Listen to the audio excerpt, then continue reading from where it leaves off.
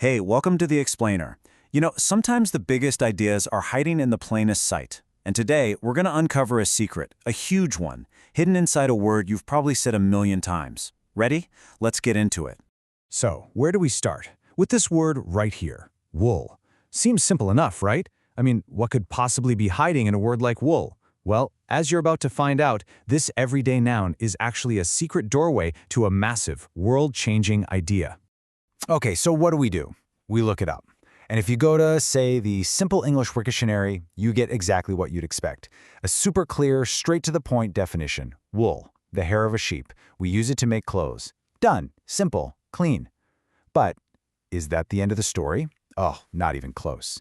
Because right there, on that exact same page, you find this really weird sentence that almost feels like it doesn't belong. Wool is on the Basic English 850 list. And you kind of have to stop and ask, what on earth does that mean? It's like finding a secret code, right? A little clue planted in an otherwise totally normal dictionary entry. And that, right there, is the million-dollar question. That one little sentence just blew the whole thing wide open. So, what is this Basic English 850 list that our humble little word wool is a part of? It all comes down to this number. 850. Now, this isn't just some random number pulled out of a hat. This number, it's the key. It's the foundation of an entire system, an idea designed to completely change how we all talk to each other. It's the heart of something called Basic English. So what is Basic English? Well, here's the deal.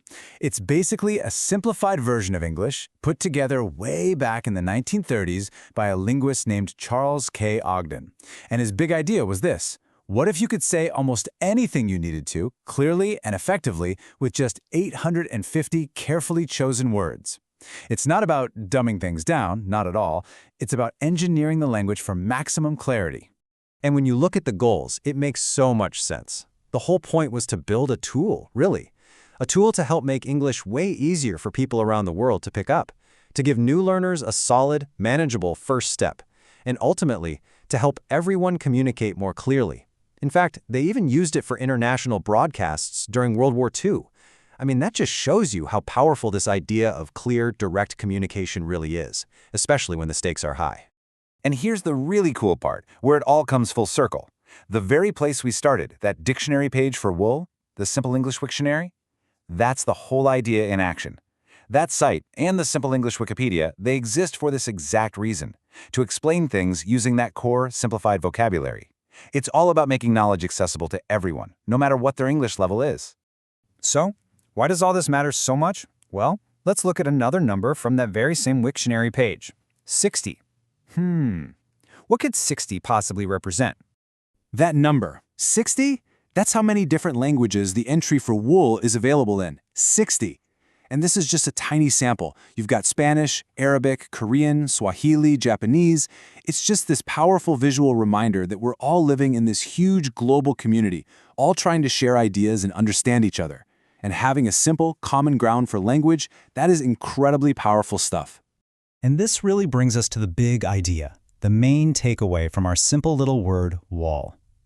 The whole principle behind Basic English isn't just about learning words. It's about access.